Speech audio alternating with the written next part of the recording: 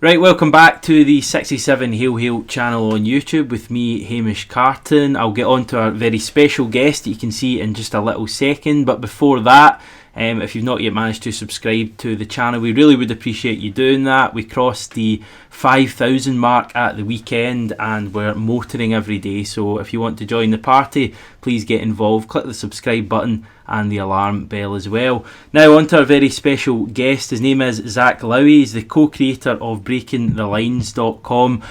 Zach, we'll get on to the reason you're on in a little second, but first, would you mind just telling us a little bit about yourself and your interest in French football?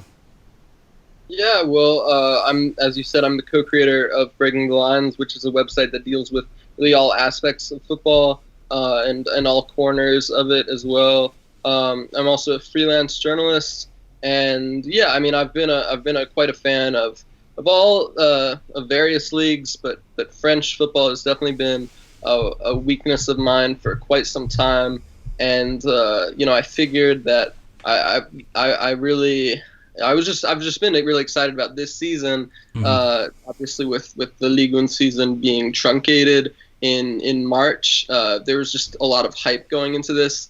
And I mean, I think that we actually posted an article about this on Breaking Lines a few days ago. Kind of the transfer market hysteria can sort of cloud our minds and take our attention away from what really matters, which is the football.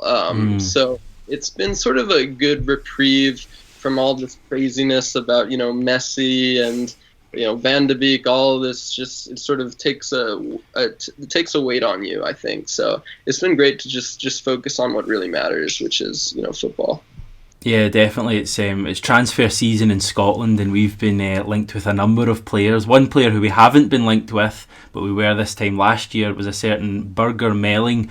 Now, so many people watching this video will remember the name. He's a left back who we were heavily linked with after we lost Kieran Tierney to Arsenal. He was a man we looked to bring in. We were heavily linked with him. I think we saw him scouted when he was playing for Rosenborg in Norway. He's things have gone quiet with him with regards to Celtic. However, I'm sure you'll tell us he's been doing quite well for his new club in France. Yeah, well, only 2 games in, two official league matches into the season, but Birger Meling has definitely been one of the revelations of the early season, in my opinion. I think I might say he's been the best left back in France so far. Either him or Nice's Hassan Kamara, who joined from Rennes for €4 million in the summer. But yeah, it definitely been. I mean, I knew about Kamara during his time at Rennes. I did not know about Meling at all. So definitely been a player who's really caught my eye in both of Nimes' opening 2 matches. The first Ligue 1 match that he played in was against Stade Brest, which Nîmes won, I believe, 4-0. Yeah. And he got a goal and an assist. And yeah, the assist, it's just definitely one of those plays that makes you think, wow, this kid has got something about him, because he had, he was making this very good run, and then he controlled it just superbly with just one touch, and then he slid it for, I believe it was Kevin Denke.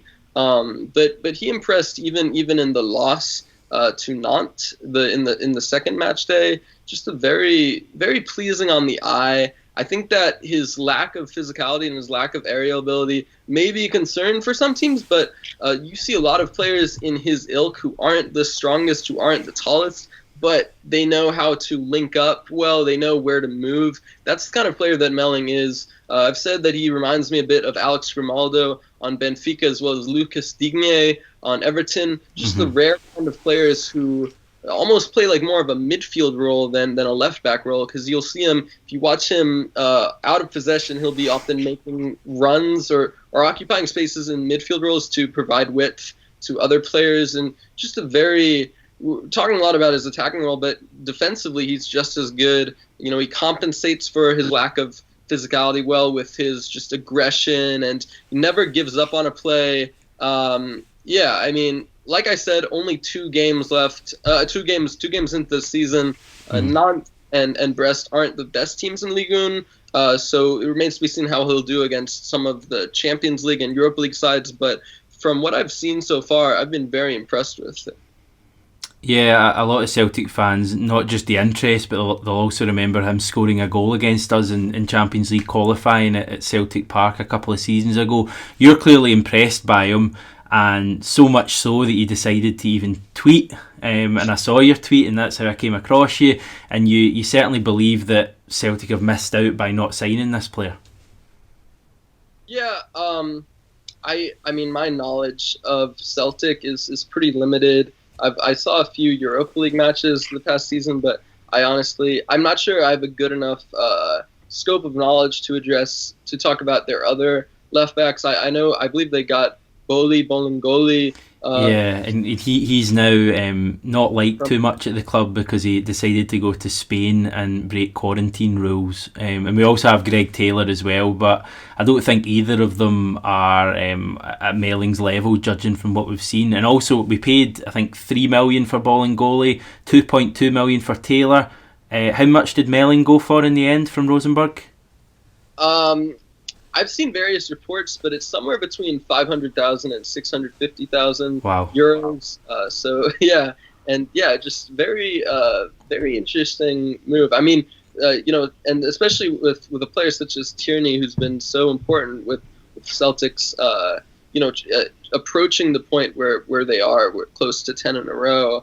Yeah, it seems like definitely a player where they missed on. A Tierney, a player who's done very well at Arsenal in the few games that he has played. It does give you the impression that they missed out on a top prospect, because he's just such a unique player. I know that Celtic have a fairly good history with Scandinavian players, getting Christopher Ajer, a few years prior. So yeah, I gotta say, I mean, I don't really have a good enough handle on either Greg Taylor or Bolingoli, but from what I've seen from Birger Meling, the first two games, really impressive, both offensively and defensively. I think that I mean, we have to wait and see how he does over the rest of the season. But I honestly would not be shocked if he gets a tier 3, tier 2 move to a team like Sevilla or Lyon. Wow. Teams such as that caliber. I think that he's very good. He's just so good, so gifted technically, and also, I mean, it's one thing to be a gifted player technically. It's another thing to combine the mental aspect, combine the other aspects of aggression, and never giving up on a play and just knowing where to move. He really he's just such an exciting player, and I think you saw. I mean, if you want to take a look at either of his games against Brest and Nantes, you will be very impressed. Nantes, even though they lost to Nantes, after Imran Louza's red card, Nimes definitely went on the attack more, and they probably should have gotten an equalizer, but they didn't because of a very good display from Nantes goalkeeper Alban Lafont. But Meling was really at the heart of all, despite being a left back. Just very impressive, just creating. Just being very incisive in his movements and his passes, just definitely a player who really captures the eye. And I gotta say, at 500,000, I would be shocked if Nimes don't make. I think I said in my thread that I think they can break their transfer record of when they sold Teji Savanier to Montpellier last summer for 9.5 million. I think that we'll have to see how he does for the rest of the season, but this is a player who I think they should be aiming to make above 10 million in profit for.